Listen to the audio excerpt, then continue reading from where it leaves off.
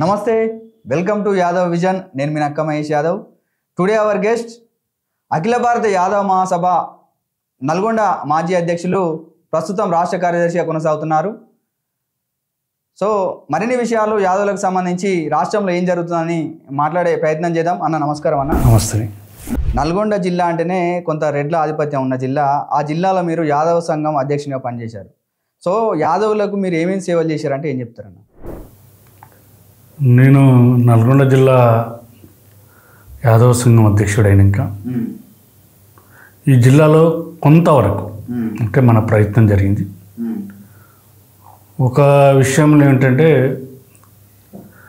ఈ జిల్లాలో ఎక్కడ యాదవుల మీద అగత్యాలు జరిగినా, అన్యాయాలు జరిగినా మనం ముందుండి అగ్రభాగం పోరాడినాం.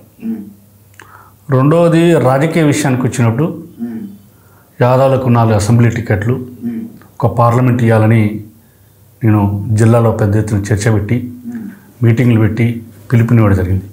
ఆ సందర్భంగా 2014లో 4 అసెంబ్లీ టికెట్లు, అంటే ఆ రోజు బీజేపీ నుంచి కాసు వెంకటేష్ గారు కానీ, అదేవిధంగా బొల్లం మల్లయ్య గారు కానీ, తర్వాత మన నోముల నరసింహయ్య గారికి, వీళ్ళకు 4 టికెట్లు అన్ని పార్టీల నుంచి, టీడీపీ నుంచి కడారంజయ్య యాదవ్ గారికి 4 టికెట్లు ఇవ్వడం జరిగింది. అది మంచి చైతన్యానికి మార్పు జరిగింది. అయితే లోడంగి గోవర్ధన్ యాదవ్ అనే వ్యక్తి లీడర్లతోటి, అంటే లీడర్లకు సంబంధించి వాళ్ళని కలవడము చేయడంలో యాక్టివ్ ఉన్నాడు, కానీ మండల కమిటీలు వేయడంలో విఫలమైందని చెప్పి చర్చ నడుస్తుంది. మనకు తెలియని విషయం ఏంటంటే, అసలు కేసీఆర్ గవర్నమెంట్ వచ్చినాక మన జిల్లాలో ప్రతి గ్రామంలో ఒక కమిటీ ఉంది, గొర్రెల కాపర్ల సహకార సంఘాలు. అంటే చరిత్రలోనే తెలంగాణ రాష్ట్రంలోనే ఆనాడు కొమ్ముపాప యాదవ్ గారు ఈ రాష్ట్రంలో మొట్టమొదటిగా సహకార సంఘాలు తీసుకొచ్చి గ్రామాలలో సహకార సంఘాలు, గొర్రెల కాపర్ల సహకార సంఘాలు ఏర్పాటు చేసి ఆ సంఘాల ద్వారా మనకు ఒక నెట్వర్క్ ఇవ్వాలి. నాయకత్వం వచ్చిన ఈ నల్గొండ జిల్లాలో మొత్తం ఉమ్మడి ఆంధ్రప్రదేశ్లోని నల్గొండ జిల్లా చైతన్య జిల్లా, యాదవుల చైతన్య జిల్లా. ఎందుకంటే గత 30 ఏళ్ల క్రితమే కమలమ్మకు టికెట్ ఇస్తే అంత పెద్ద నర్రరావురెడ్డి అన్న ఓడించిన చరిత్ర ఈ జిల్లాకు ఉంది. అంటే అది ఎట్లా ఫామ్ అయింది అంటే, గొర్రెల కాపర్ల సహకార సంఘాల ఎన్నికలు ఉండడం వల్ల ఆ సంఘాల చైతన్యంతో మనమంతా ఎక్కడ పోయినా.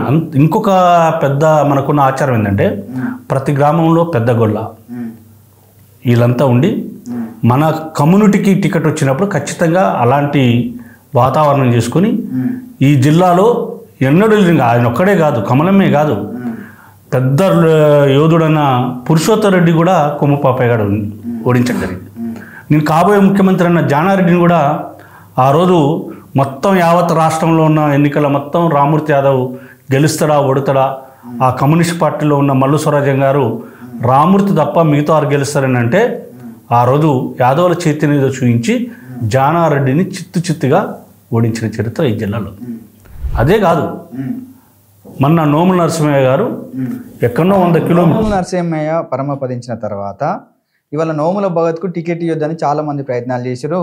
ఖచ్చితంగా నోముల భగత్కి వేయాలని చెప్పి యాదవ సంఘాలు కూడా కొంత కొట్లాడిని, అందులో మీ పాత్ర కూడా కీలకంగా ఉంది. అసలు ఏం జరిగింది అన్నది వాస్తవంగా ఏంటంటే, నేను టీఆర్ఎస్ పార్టీలో ఉన్నాను. ఆ రోజు నోముల నరసింహయ్య చనిపోయిన కనుక రాష్ట్రంలో ఎవరి కుటుంబంలో చనిపోయినా ఆ కుటుంబంలో ఇవ్వాలని ఇచ్చే సహజంగమైన ఆనవాయితీ ఉంది.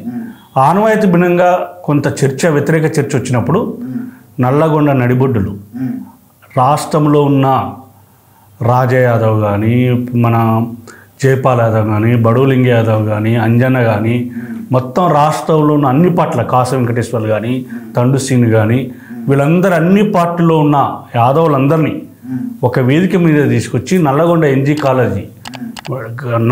కాలేజీలో ఒక పెద్ద బహిరంగ సభ చేసి నోముల భగత్ కానీ, నోముల నరసింహయ్య కుటుంబానికి టికెట్ ఇవ్వాలని గొంతెత్తి మొత్తం రాష్ట్రంలో ఉన్న యాదవులందరినీ చైతన్యం చేసి నోముల నరసింహయ్య టికెట్ వచ్చేదాకా పోరాడం. నోముల భగత్ టికెట్ వస్తే కూడా దాదాపు మేము ఒక 1000 మంది మండలానికి 500 తగ్గకుండా ఇదే తలసాని శ్రీనివాస్ యాదవ్ గారి నాయకత్వాన మేమందరం నోముల భగత్కు ఆ రోజు యాదవ్లో ఉన్న పర్సంటేజీ 30% ఉంటే 95% వచ్చేదాకా మీరు కృషి చేసి యాదవుల పాత్రను చాలా ఎంత గొప్ప నిర్ణయం చేసినామంటే చరిత్రలో 95% భగత్కు యాదవులు సపోర్ట్ ఇచ్చి అన్ని పార్టీల నుంచి కూడా వచ్చి నా చరిత్ర నుంచి దానికి కేసీఆర్ కూడా మన తలసాని శ్రీనివాస్ యాదవ్ గారి నాయకత్వాన చేయడం జరిగింది. దానివల్ల భగత్ కూడా గెలవడం జరిగింది. ఓకే, అంటే జనరల్గా నల్గొండ జిల్లా అంటేనే కొంత యాదవుల చైతన్యం ఉన్న జిల్లా. కానీ ఇవాళ స్థానిక సంస్థల విషయంలో కూడా యాదవులు చాలామంది వెనుకబడుతున్నారు. ముఖ్యంగా ఈ దేవరకొండ, ఈ చండూరు ఈ ప్రాంతంలో యాదవులు గెలవలేకపోతున్నారు అంటే ఏం చెప్తున్నాను? అది అవాస్తవం. జనరల్ సీట్లో ఈరోజు ఎవరన్నా గెలవగలిగిన సత్తా ఉందంటే యాదవులే. ఎందుకంటే యాదవులలో ఉన్న ఒక గొప్పతనం ఏంటంటే ఎవరిని సొమ్ము తినడు. వాళ్ళ కాడ ఉన్న తనకున్న సాయం చేయడం తప్ప ఇతరులను ఆశించే కులం కాదు. అన్ని వర్గాలను కూడా ఇలా కలుపుకొని అందరితో నమ్రతగా సామర్థ్యంగా ఉండగలిగిన శక్తి ఉన్నది ఈ జిల్లాలో యాదవులు. మీరు నల్గొండ జిల్లాలో ఎక్కడైనా చూడండి, జనరల్ సీట్లో గెలిచిందంటే ఇప్పుడు మా మండలాన్ని ఉంచింది. మా మండలంలో 5-6 సర్పంచులు గెలిచారు, వాళ్ళు జనరల్ సీట్ని గెలిచారు. చండూరు మండలంలో ఎన్నడూ లేని విధంగా దాదాపు ఒక్కొక్క మండలంలో 10-15 మంది సర్పంచ్ అయిన చరిత్ర ఉంది. కాబట్టి జనరల్ సీట్లు అంటే ఇలా యాదవులు గెలిచే పరిస్థితి ఉంది.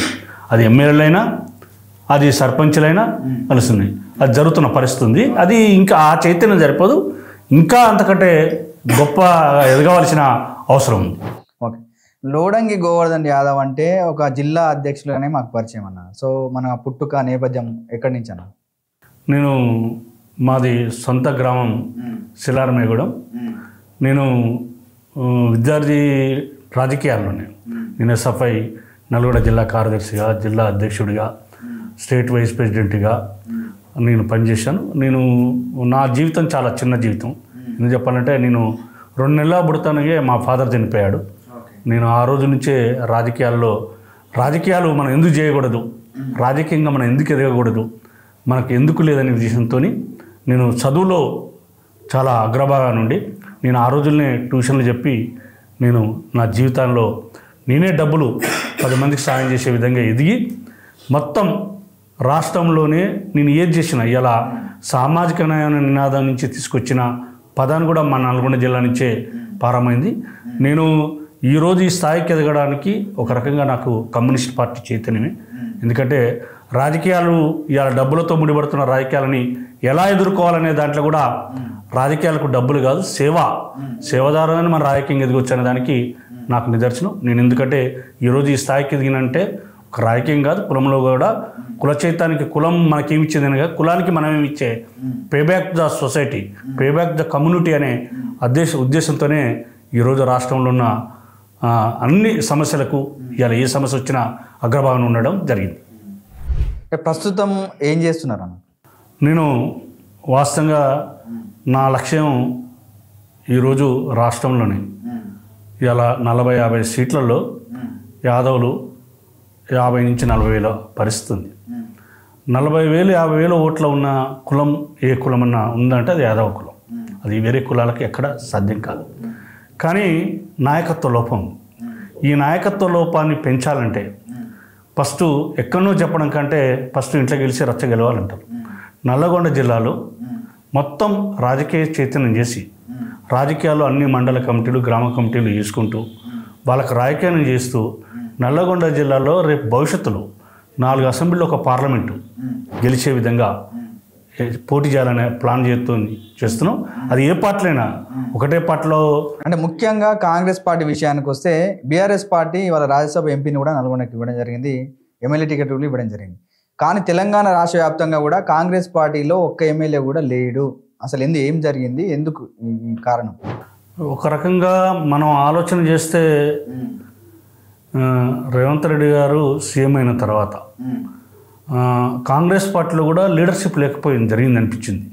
కాంగ్రెస్లో టికెట్ ఇచ్చి గెలిచింది, అదొక లోపం ఉంటే ఇలాంటి ప్రోత్సహించకపోవడం వల్ల జరిగింది. ఎందుకంటే మా జిల్లాకు వస్తే తండు సీన్ కానీ చాలామంది నాయకులు ఉన్నారు, ఎక్కడో రేవంత్ రెడ్డి లేని రోజుల్లోనే వాళ్ళు రాజకీయంగా ఎదిగిన వాళ్ళు ఉన్నారు. కానీ టికెట్లు ఇస్తే గెలుస్తారు.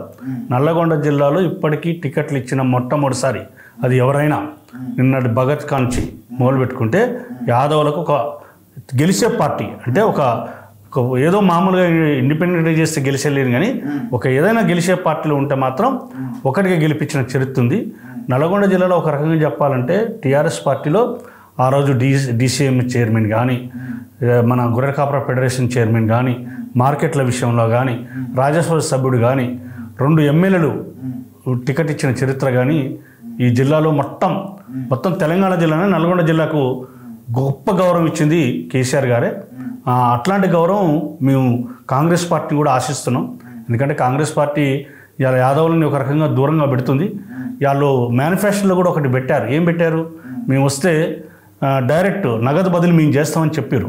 కానీ ఇంతవరకు ఆ గొర్రెల కాపర్ల గురించి కానీ, గొర్రెల సహకార సంఘాల గురించి కానీ ఇంకా ఇలాంటి ఆలోచనలు ఎక్కడ చేస్తలేరు. దీనివల్ల చాలా గొర్రెల కాపర్లకు ఎందుకంటే నష్టం జరుగుతుంది.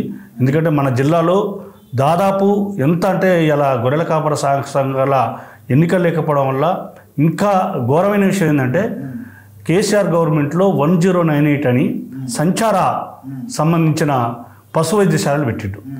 ప్రతి 3 నెలలకు ఒకసారి నట్టల మందు వేసేది. కానీ ఇప్పుడు నట్టల మందు వేయడానికి డబ్బులు లేవని మేము కాదు, ఒక స్టేట్ డైరెక్టర్ ఇవాళ చెప్తున్న పరిస్థితి.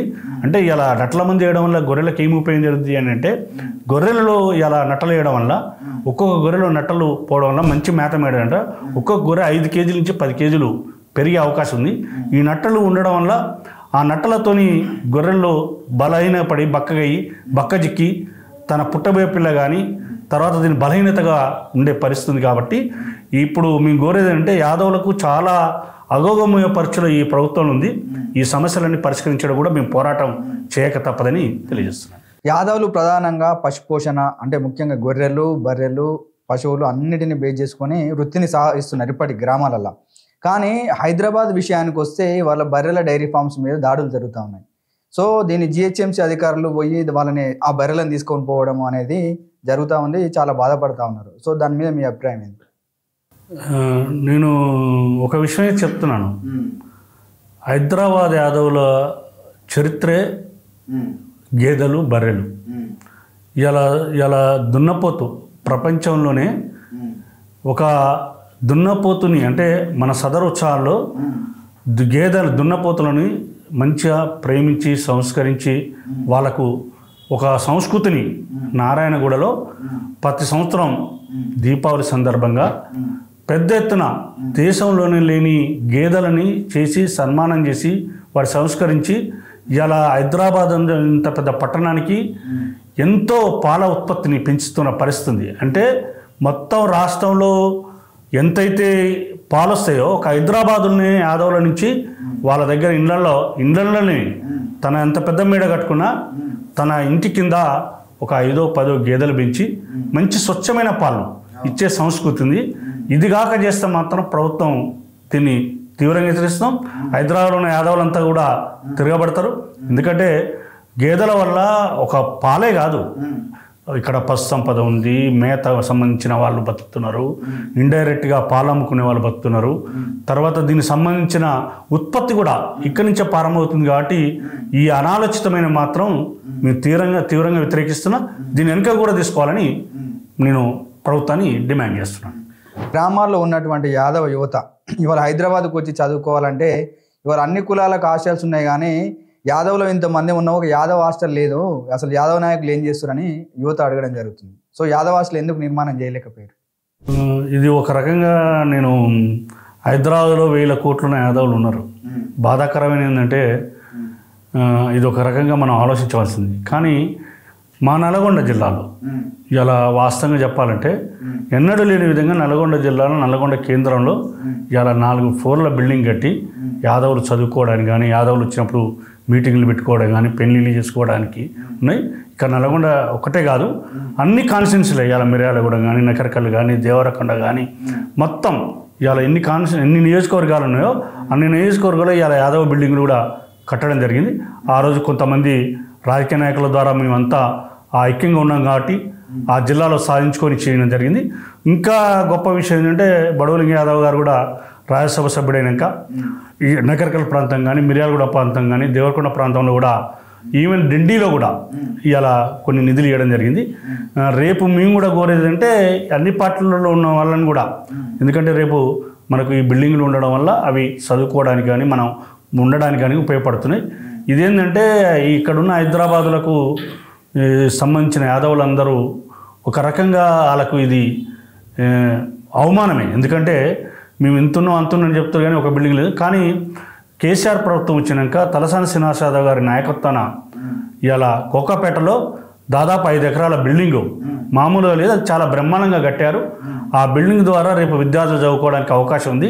అది మంత్రి తలసాని శ్రీనివాస్ యాదవ్ ఆ రోజు కొట్లాడి ఇలా కోకాపేటలో పెద్ద సభ పెట్టి ఆ రోజు కేసీఆర్ నుంచి ఎవరికి ఇవ్వని ఆస్తి ఇలా దాదాపు 5 ఎకరాలు అంటే అది 500 కోట్ల ఆస్తి ఇవ్వడం జరిగింది.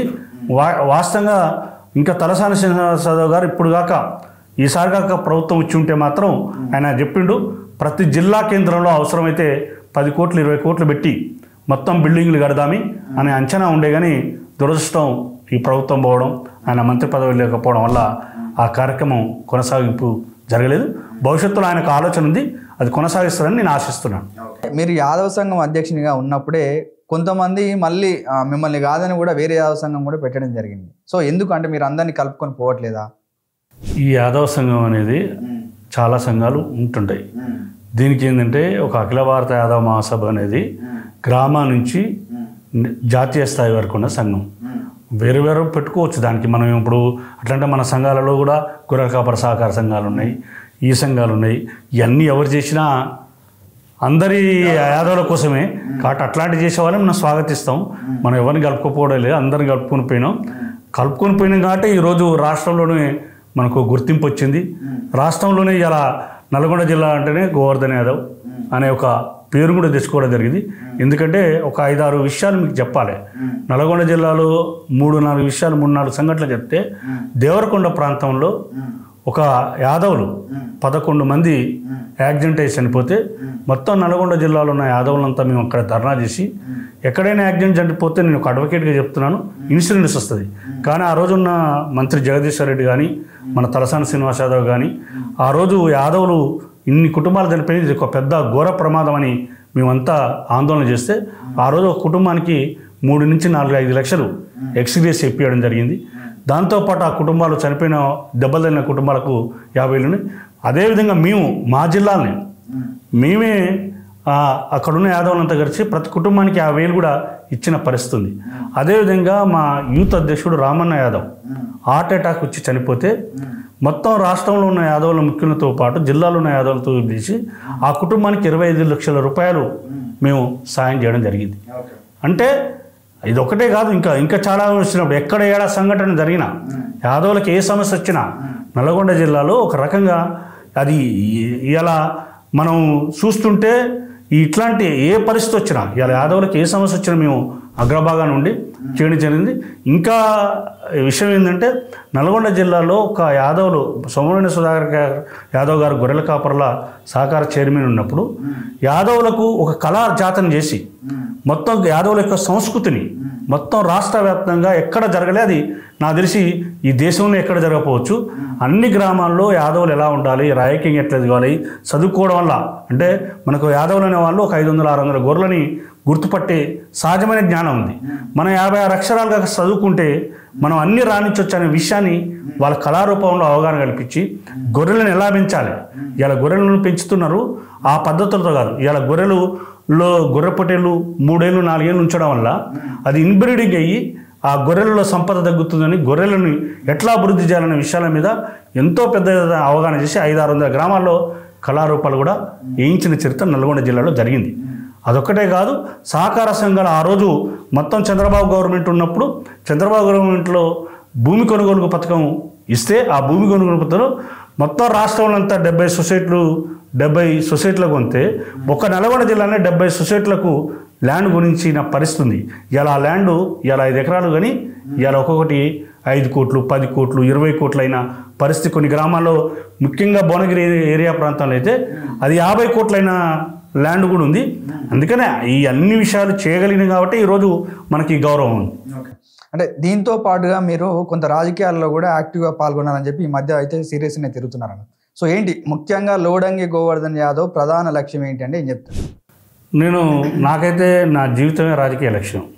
నేను చాలామంది నన్ను పెళ్లి చేసుకునేటప్పుడు మీరు ఏం చేస్తారంటే నేను అడిగాను, నేను రాజకీయాలు చేస్తాను, దానికి మీరు సహకరిస్తేనే నాకు మీరు పిల్లని అని చెప్పాను. అంటే నా లక్ష్యం ఉంది, లక్ష్య సాధన ఖచ్చితంగా నేను కృషి చేస్తా. ఎందుకంటే అవకాశం ఏదొచ్చినా, ఆ అవకాశం అది ఎమ్మెల్యే ఎంపీ ఏ అవకాశం వచ్చినా భవిష్యత్తులో నాకు వస్తుందనే కాన్ఫిడెన్స్ కూడా ఉంది. నాకు అంటే నా స్ట్రెంత్ ఏందో, నా వీక్నెసెస్ ఏందో, నా బలాలు ఏందో, నా బలహీనత ఏందో నాకు తెలుసు.